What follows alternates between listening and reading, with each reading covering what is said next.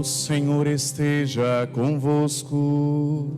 Ele está no meio de nós. Proclamação do Evangelho de Jesus Cristo segundo Lucas.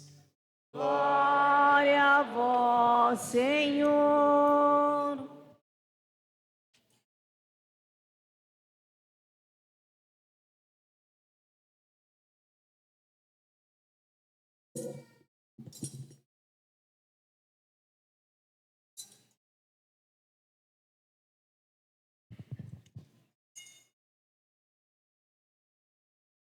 Naquele tempo, grandes multidões acompanhavam Jesus.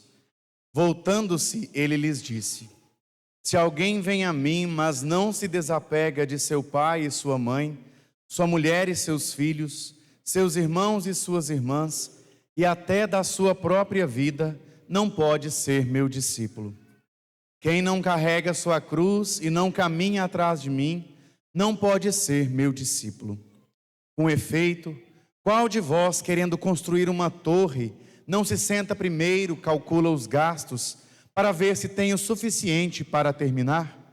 Caso contrário, ele vai lançar o alicerce e não será capaz de acabar. E todos os que virem isso começarão a caçoar, dizendo: Este homem começou a construir e não foi capaz de acabar. Ou ainda, qual o rei que ao sair para guerrear com outro, não se senta primeiro e examina bem se com 10.000 homens poderá enfrentar o outro que marcha contra ele com 20.000? Se ele vê que não pode, enquanto o outro rei ainda está longe, envia mensageiros para negociar as condições de paz. Do mesmo modo, portanto, qualquer um de vós, se não renunciar a tudo que tem, não pode ser meu discípulo. Palavra da salvação.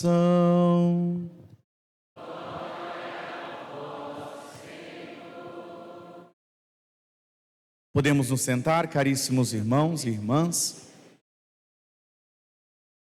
Prezado e estimado Padre Arnaldo, querido povo de Deus, nós estamos já em meados do final da caminhada de Jesus para Jerusalém.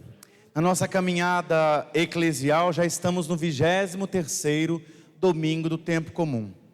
E a temática central que norteia a reflexão de hoje, desta nossa liturgia, é o segmento. É as implicações do segmento, são as exigências do discipulado. Daí vocês podem até pensar, mas responsável por isso é o padre, o diácono, os coroinhas que assumiram um serviço, que assumirão um serviço e que já assumiram, os que aqui trabalham. Talvez os leitores, os ministros que se preparam para tais cargos com tanto esmero, com dedicação de todas as partes. Porém, a caminhada de Jesus rumo a Jerusalém nos compromete a todos. Todos nós estamos implicados na dinâmica do reino, porque Jesus quis ter contato com todos. E este é o argumento teológico central da liturgia de hoje. Foi Jesus quem quis tornar a todos seus discípulos. Onde é que o carro começou a desandar? Onde foi que a dinâmica não deu muito certo? No fechamento dos corações dos que estavam com ele, daqueles que tinham até deixado algumas coisas para caminhar com Jesus, mas ao longo do caminho não compreenderam essa dinâmica exposta na liturgia de hoje. Faltou-lhes humildade. E a primeira leitura hoje nos traz essa grande lição maravilhosa. O livro da sabedoria nos apresenta um aspecto importantíssimo para sermos bons seguidores, bons discípulos e discípulos de Jesus. É preciso considerar a nossa fragilidade. Confere aí se você é feito de carne e osso mesmo.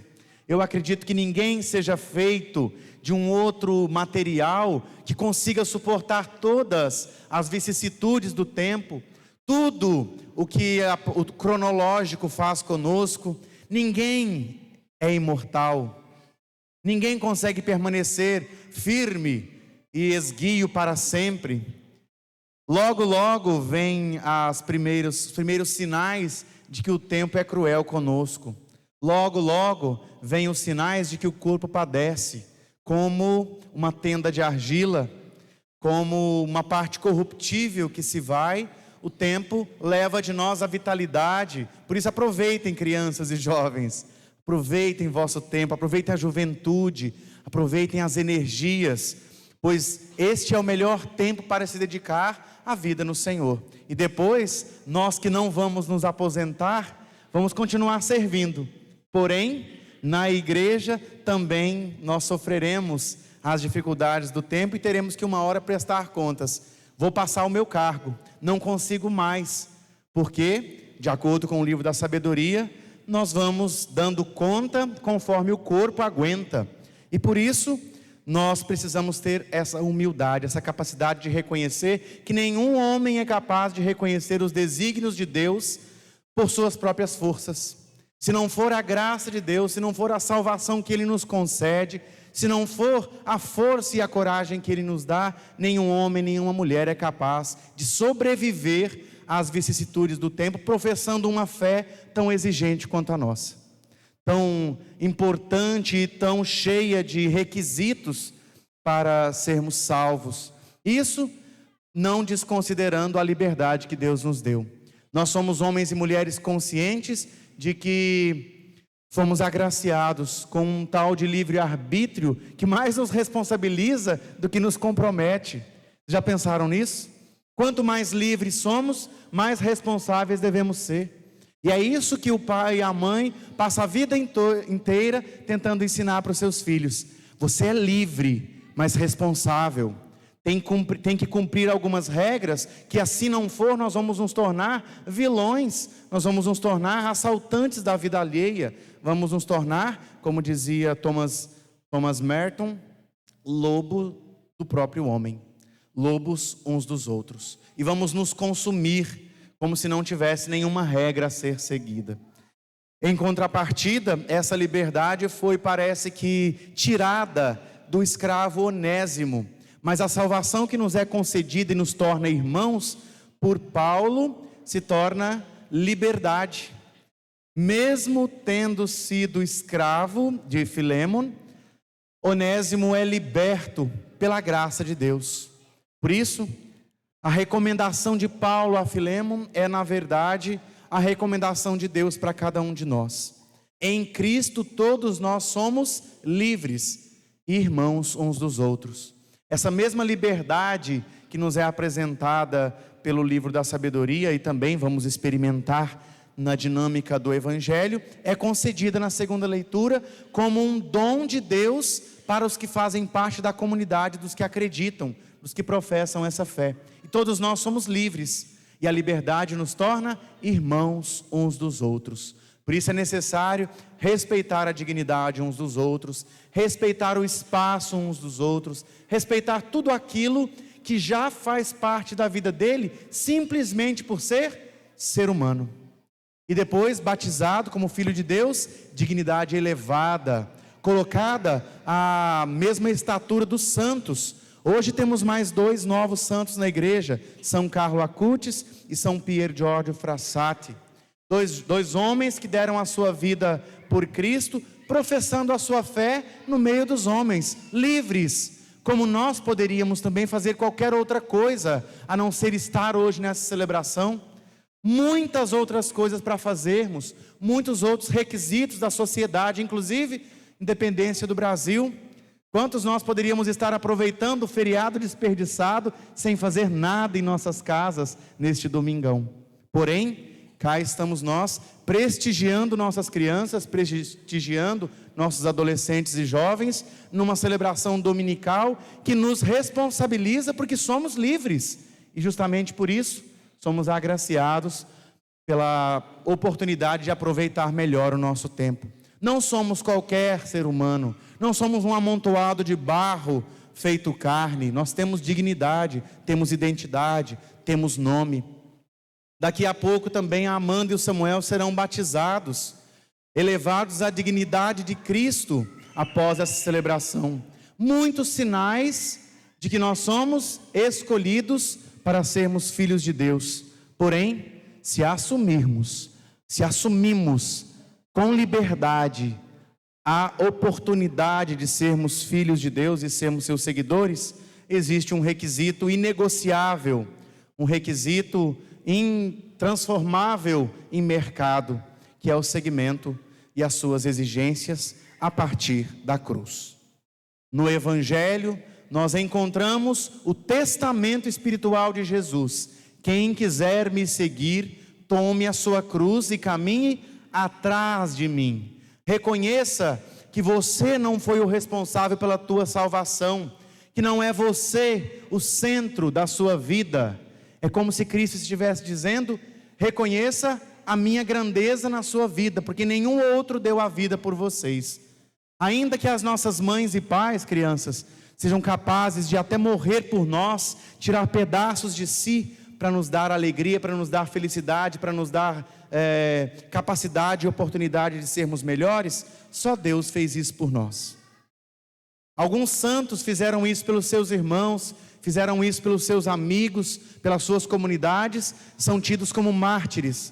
Mas o grande testemunho de Deus que se encarnou por nós é o seu próprio Filho. E por isso, quem não tomar a sua cruz cotidiana, quem não me seguir, tendo a minha pessoa, Jesus falando, no início da caminhada, não é capaz de chegar até o fim.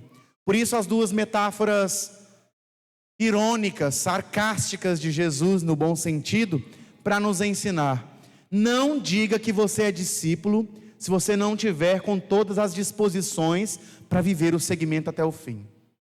Nós falamos, pelo menos os coroinhas que tiveram contato comigo nas formações quinzenais e depois semanais aqui no santuário, e os outros também, tenho certeza, foram sempre recordados disso. Não assumam tal serviço na igreja se não estiverem totalmente disponíveis para enfrentar os domingos de manhã quando vocês estiverem na escala. Não façam dessa cerimônia, desse momento, dessa celebração, um teatro. Não façam dessa oportunidade um motivo de escárnio, de deboche, de caçoar para toda a igreja. Assim como nós também, nas nossas vidas, temos que ter essa responsabilidade. Não assuma um casamento se você não estiver convicto das responsabilidades. Não assuma um ministério se eu, homem, não sou capaz de assumir todas as exigências. Não assuma um serviço de leitor, de ministro da Eucaristia, se você sabe que a sua personalidade não é favorável para isso. Não assuma se você não está disposto a ter Jesus no início da sua caminhada. Pois se você quiser caminhar sozinho, continua nas redes sociais pedindo like. Continua nas redes sociais pedindo sucesso, reconhecimento. Lá sim, você pode caminhar tendo outro como seu início, seu princípio, a razão da sua jornada. Por isso, as exigências do discipulado são muito importantes para nós hoje. Quem quiser me seguir, tome a sua cruz e me siga. Diante disso, nós podemos refletir sobre a dinâmica do nosso cotidiano. Nós somos salvos por Jesus, fomos batizados. Por isso, assumamos tudo o que isso significa para nós. Se o nosso corpo não dá conta, essa é a parte positiva, se a gente não consegue pelas nossas próprias forças, assumamos toda a dignidade que Deus nos deu. Sejamos responsáveis pela salvação que nos foi alcançada a preço de sangue, a preço de cruz, a preço de crucifixão. E assim, a nossa Eucaristia faz sentido, a palavra faz sentido. O centro da nossa vida é Cristo. O centro da nossa vida é Jesus. Tu és o centro da minha vida, és a razão da minha alegria. Não posso tirar os teus olhos de ti. Quero que sejas o centro, Senhor, da minha vida.